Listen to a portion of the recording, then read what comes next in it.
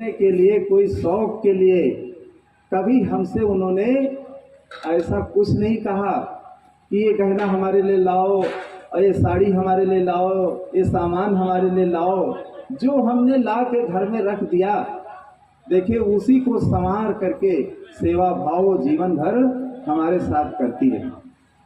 हमारी नौकरी थी, हर महीने सैलरी आती थी, सब कुछ था, लेकिन इतना उनका सादा जीवन था, इतना साधारण जीवन वो जीती रहती थी कि बिल्कुल एकदम भक्ति और भाव में बिल्कुल भाव विभोर थी।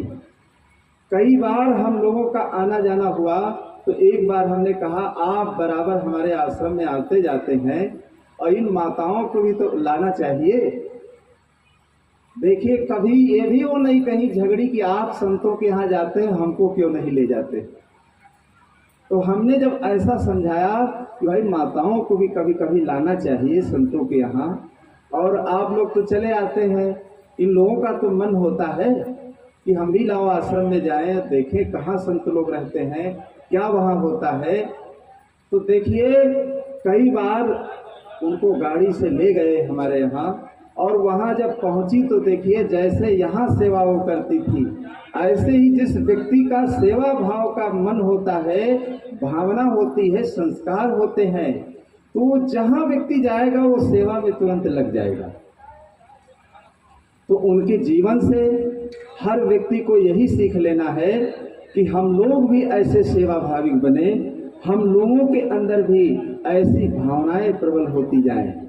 अगर सेवा और भाव और भक्ति हम लोगों के जीवन में ऐसे उपस्थित हो जाएगी तो हम लोगों का जीवन भी महान हो सकता है। किसी व्यक्ति की केवल पूजा कर लेना, केवल नाम जप कर लेने से सब कुछ नहीं होता। महाराज श्री राम कैसे महान हुए, महाराज श्री कृष्ण कैसे महान हो गए, उनके चरित्र को देखना, उनके जीवन को देखना, उनके जीवन की तरफ झांकना, ये सबसे बड़ी विशेषता होती है। तो ऐसे ही किसी व्यक्ति की श्रद्धांजलि मना लेना, केवल मना लेने से ही सब कुछ नहीं होता है। श्रद्धांजलि के साथ साथ उनके जीवन की तरफ झांक लेना, उनके चरित्र की तरफ झांक लेना, ये सबसे बड़ी बात होती है।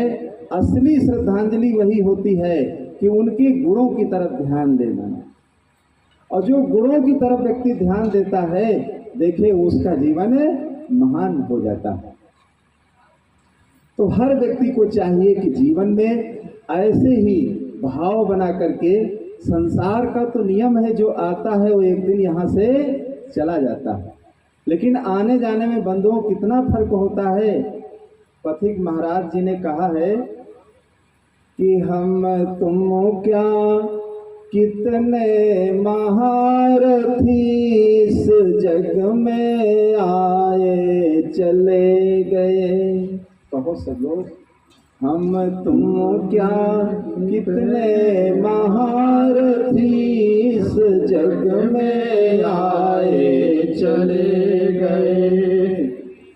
हम तुम क्या कितने महारथी इस जग में आए चले गए। हम तुम क्या कितने महारथी इस जग में आए चले गए। निज कर्मों से ही स्वर्ग नरक की राह बना कर चले गए। निज कर्मों से ही स्वर्ग नरक की राह बना कर चले गए। निज कर्मों से ही स्वर्ग नरक की राह बना कर चले गए।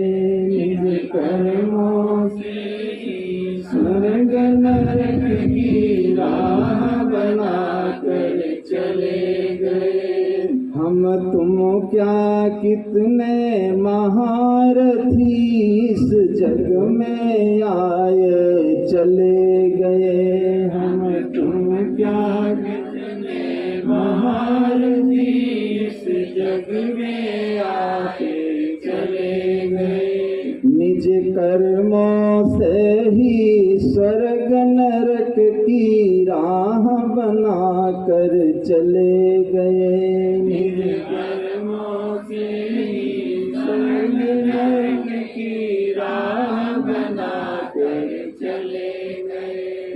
हम तुमको एक दिन जाना है, तुमको एक दिन जाना है। हम तुमको एक दिन जाना है, हम तुमको एक दिन जाना है। चलने की तैयारी कर लो, चलने की तैयारी कर लो। चलने की तैयारी कर लो, चलने की तैयारी कर लो। कितने अविवेकी समय शक्ति को व्यर्थ गंवा कर चले गए। कितने अविवेकी समय शक्ति को व्यर्थ गवा कर चले गए। कितने अविवेकी समय शक्ति को व्यर्थ गंवा कर चले गए। कितने अविवेकी समय शक्ति को व्यर्थ गवा कर चले गए। हम तुम क्या कितने महारथी इस जग में आए चले गए। हम तुम क्या कितने महारथी इस जग में आकर चले गए। तो बड़े बड़े महारथी और बड़े बड़े राजा महाराजा देखे इस संसार में सब आए और इसी धरती पर ही सबका जन्म हुआ और सब इसी में एक दिन समा गए। ऐसे हम लोगों को भी एक दिन इसी धरती में ही समा जाना। तो हर मनुष्य को चाहिए कि समय और शक्ति को, अपने धन को व्यर्थ नहीं गंवाना चाहिए, उसका सही सदुपयोग करके, बुद्धिमानी यही है, उसका सही और ढंग से उसका सदुपयोग जो व्यक्ति कर लेता है, देखिए उसका जाना देखिए बहुत ही अच्छा रहता है। जो अपने समय को गंवा देता है, शक्ति को खत्म कर देता है, बेकार में धन का दुरुपयोग करता है, जीवन का दुरुपयोग करता है, देखिए उसका संसार में आना लोग अच्छा नहीं मानते। तो अगर इन तीन चीज़ों का हम जीवन में सदुपयोग करना सीख लें, समय का सदुपयोग करना सीख लें, जीवन का सदुपयोग करना सीख लें और धन का सदुपयोग करना सीख लें, तो हमारा जीवन भी देखिए महान हो सकता है और कल्याणकारी हो सकता है। तो आज मनुष्य कर क्या रहा है? आज मनुष्य इन्हीं सब चीज़ों का दुरुपयोग कर रहा है। धन भी बहुत कमा रहा है, शरीर में ताकत भी है, शक्ति भी है, सब कुछ जीवन में है, लेकिन सब कुछ होते हुए अगर हम उसका सही उपयोग करना नहीं जान पा रहे हैं तो हमारा ये मनुष्य जीवन पाना ये सफल नहीं हो सकता। तो इस जीवन को सफल करने के लिए, इस जीवन को धन्य बनाने के लिए देखिए सत्संग के द्वारा हर व्यक्ति को अच्छी सीख ले लेना चाहिए। सत्संग ही एक दुनिया में ऐसा साधन है कि सत्संग से ही मनुष्य के मन में देखिए निर्मलता आती है। उनका नाम भी निर्मला था, और जब निर्मलता देखिए हमारे जीवन में आ जाती है तो हमारा जीवन देखिए महान हो जाता है। तो अपने मन को हम कैसे निर्मल बनाएं? अरे जल से और साबुन से तो हम कपड़े को शुद्ध कर सकते हैं, लेकिन जीवन को महान बनाने के लिए देखिए सत्संग ही एक ऐसा साधन है। सत्संग ही एक ऐसा साधन है और उससे हमारा जीवन महान हो सकता है।